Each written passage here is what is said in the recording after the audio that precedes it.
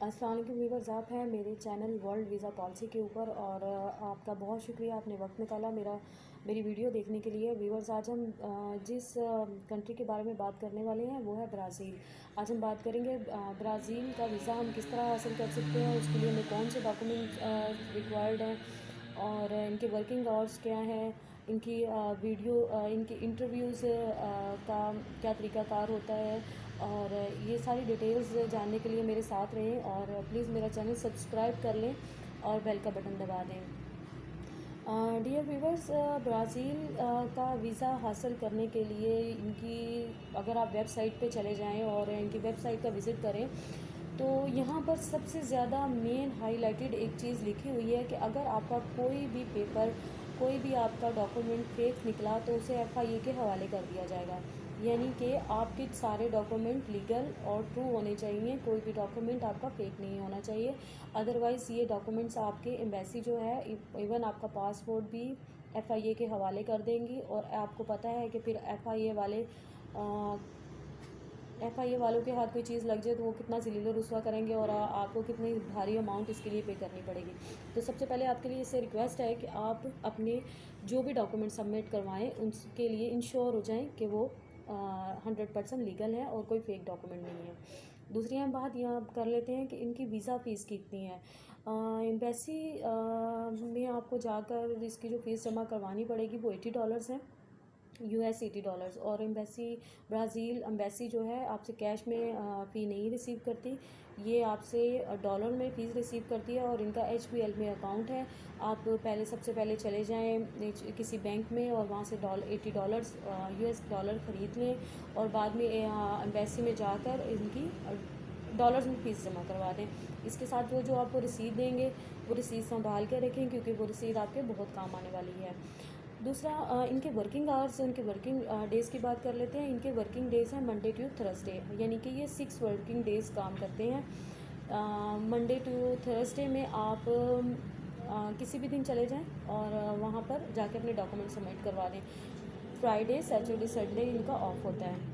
इसके बाद सबसे इम्पॉर्टेंट बात जो है यहाँ पर मैं करना चाह रही थी आपसे कि ब्राज़ील का जब आप वीज़ा अप्लाई करते हैं तो इसमें वो हर किसी का इंटरव्यू करते हैं और ये इंटरव्यू भी उसी वक्त होता है जब आप वो इसके डॉक्यूमेंट सबमिट करवाने चाहते हैं। ब्राज़ लोग ऐसा करते हैं कि जेरिस के थ्रू अपने डॉक्यूमेंट एम्बेसी में भेज देते हैं, तो उसमें क्या होता है, वो आपका ही नुकसान है। आपके जो डॉक्यूमेंट्स है वो क्यू में लग जाते हैं। जब आपका फिर टाइम आता है, नंबर आता है, वो आपको इंटरव्यू के लिए बुला लेते हैं। तो इसमें बेहतर है कि आप अपने डॉक्यूमेंट प्रिपेयर करें, खुद एम्बेसी जाएँ और खुद अपने मेंटली प्रिपेयर होकर जाएँ कि आप जब डॉक्यूमेंट जमा करवाने जा रहे हैं उसी वक्त आपका इंटरव्यू होगा। यहाँ पर जो इंटरव्यू होता है वो उर्दू में ही होता है और यहाँ पे पाकिस्तानी लोग बैठे होते हैं। आपने उनको देखिए सेटिस्फाई करना है। आपने उनको बताना है कि हम सिर्फ वीज़ा पे जा रहे हैं, तो हमारा मकसद वहाँ पे विज़िट करना है। वो आपसे पूछेंगे किन किन जगहों पर विज़िट करना है, तो आपको पता होना चाहिए कि आप वहाँ पे किन किन जगहों को पे विज़िट करने वाले हैं। यानी आपने उनको यकीन दहानी करवानी है या कि हम अगर ब्राज़ील आएँगे अपने वीज़ा ख़त्म होने के फ़ौरन वापस आ जाएंगे, हम वहाँ पे इलीगल नहीं होंगे। और आपको पता होना चाहिए आप कौन कौन सी जगहों पे विज़िट करने वाले हैं, आपका क्या स्केड्यूल है। अब आ जाते हैं सबसे इम्पॉर्टेंट बात, यानी कि आपको कौन से डॉक्यूमेंट रिक्वायर्ड हैं। ब्राज़ील के वीज़ा के लिए जो आपको डॉक्यूमेंट रिक्वायर्ड है उसमें सबसे पहले आपके पास पासपोर्ट होना चाहिए जो 6 मंथ वैलिड होना चाहिए। अगर इससे ज़्यादा उसकी वैलिडिटी है तो ये ज़्यादा बेहतर है। दूसरा, आपके पास $80 सबमिशन की रिसीट होनी चाहिए जो कि आपने बैंक में जमा करवाए। तीसरे नंबर पे अगर आप सिंगल हैं तो आपके पास बर्थ सर्टिफिकेट होना चाहिए। चौथे नंबर पे अगर आप मैरिड हैं तो आपके पास मैरिज सर्टिफिकेट होना चाहिए। अगर आपके बच्चे हैं तो उसका भी आपके पास इंदराज होना चाहिए कि आपने ये डॉक्यूमेंट देने हैं। इसके साथ आपके पास पुलिस क्लियरेंस सर्टिफिकेट होना चाहिए। उसके बाद अगर आप जॉब होल्डर हैं तो आप जिस जगह पे जॉब करते हैं वहाँ से आपके पास एम्प्लॉयमेंट लेटर होना चाहिए। लेकिन अगर आप बिज़नेस पर्सन हैं तो फिर आप ज़ाहिर है आपकी कंपनी रजिस्टर्ड होगी, आप NTN वो नंबर वगैरह होगा आपके पास, तो आप अपना लेटर हेड लें, उसके ऊपर वो एम्प्लॉयमेंट लेटर बनाएं और उसका अपने जो विजिटिंग कार्ड है वो अटैच करके आप ये डॉक्यूमेंट प्रिपेयर कर लें। इसके बाद आपके पास बैंक स्टेटमेंट होनी चाहिए और 6 माह की बैंक स्टेटमेंट होना ज़रूरी है। उसके बाद आपके पास स्पॉन्सर लेटर होना चाहिए, यानी कि आप अगर ब्राज़ील जा रहे हैं तो आपके पास स्पॉन्सर लेटर होना चाहिए। या ब्राज़ील में आपका कोई जानने वाला है या फिर आपका कोई जीज़ो का अरबी या कोई दोस्त है तो आप उसको क्या रिक्वेस्ट करें कि वो आपको स्पॉन्सर लेटर भेज दे। और ये सारे आपने डॉक्यूमेंट अपने प्रिपेयर करके इनको लेके जाना है मिनिस्ट्री ऑफ फॉरेन अफेयर में, और वहाँ से आपने अटेस्टेशन करवा के इसके साथ आपको 2 फ़ोटोग्राफ वगैरह भी चाहिए होंगे आपको ये आपने जमा करवानी है ब्राज़ील की एम्बेसी में। और ब्राज़ील की एम्बेसी में डॉक्यूमेंट जमा करवाने के बाद सबसे अहम है कि जब इस वक्त आपका इंटरव्यू हो, आप इंटरव्यू के लिए प्रिपेयर हों, क्योंकि ये डॉक्यूमेंट तो आप ज़ाहिर है कोई भी क्रिएट कर लेगा, बना लेगा, किसी के पास भी कंप्लीट करना मुश्किल नहीं है, लेकिन उनका इंटरव्यू क्वालिफाई करना बहुत इंपॉर्टेंट चीज़ है। असल में पहले ऐसा होता था कि आप ब्राज़ील के वीज़ा के लिए अप्लाई करते थे और अगर आप इंटरव्यू में डिस्क्वालीफाई हो जाते थे तो वो आपके वीज़ा के पासपोर्ट के ऊपर स्टैंप कर देते थे।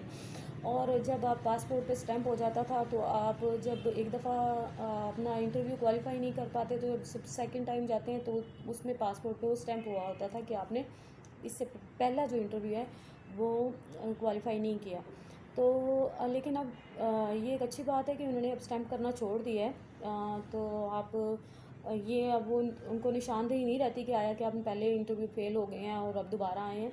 तो प्लीज़ प्रिपेयर होकर जाएं मेंटली, और इसके अपने डॉक्यूमेंट्स कंप्लीट करके जाएं। डॉक्यूमेंट्स में आपके पास जो है टिकट की बुकिंग भी होनी चाहिए और होटल की बुकिंग भी होनी चाहिए। ये आप किसी भी एजेंसी वगैरह से कहेंगे कि आपको ये वीज़ा अप्लाई करने के लिए बुकिंग्स चाहिए, तो वो आपके स्केड्यूल के मुताबिक आपको बुकिंग दे देंगे, इसके लिए वो आपसे चार्ज नहीं करेंगे। ये सारी रिक्वायरमेंट थी विज़िट वीज़ा के लिए। लेकिन अगर आप बिज़नेस वीज़ा के लिए जाना चाह रहे हैं तो भी सारी यही रिक्वायरमेंट है, मगर आपको जो स्पॉन्सरशिप लेटर चाहिए वो किसी पर्सन से या किसी फ़र्द से नहीं चाहिए बल्कि किसी कंपनी से चाहिए। वो आपको किसी कंपनी के थ्रू आपको वो लेटर मिले तो आप बिज़नेस वीज़ा के लिए अप्लाई कर सकते हैं। लेकिन इनकी रिक्वायरमेंट्स जो हैं वीज़ा के लिए वो यही हैं। अब आ जाते हैं व्यूअर्स अपने। देखिए व्यूअर्स, अगर तो आपकी ऑलरेडी अच्छी ट्रैवल हिस्ट्री है तो आपको ब्राज़ील का वीज़ा लेने में कोई ज़्यादा प्रॉब्लम नहीं होगी, आपको इजीली वीज़ा मिल जाएगा। लेकिन अगर आप पहली बार अप्लाई कर रहे हैं और ब्राज़ील जाना चाह रहे हैं तो फिर आपके लिए बहुत ज़रूरी है कि आपके पास स्पॉन्सर लेटर हो, वो आपको हेल्प आउट करेगा ब्राज़ील के वीज़ा के लिए। और इसमें सबसे इम्पॉर्टेंट बात यह है कि आप इंटरव्यू को क्वालिफाई कर लें, क्योंकि अगर एक दफ़ा आपका डॉक्यूमेंट रिजेक्ट हो जाएंगे तो आप 6 माह के लिए दोबारा वीज़ा अप्लाई नहीं कर सकेंगे ब्राज़ील का। इसलिए मेंटली प्रिपेयर होके जाएं। अपने डॉक्यूमेंट अपने सबसे अहम बात आपको मैंने सब वीडियो शुरू होने में ही कह दी थी कि आपका कोई भी डॉक्यूमेंट फेक ना हो, इसको इंश्योर कर लें। और मेरी तरफ से बेस्ट ऑफ लक। आपका बहुत शुक्रिया, आप मेरी वीडियोस को लाइक कर रहे हैं और मुझे अप्रिशिएट कर रहे हैं। बाकी मेरा चैनल सब्सक्राइब कर दें, बेल का बटन दबा दें और इसी तरह मेरी वीडियोस देखते रहें। Thank you very much. अल्लाह हाफ़िज़।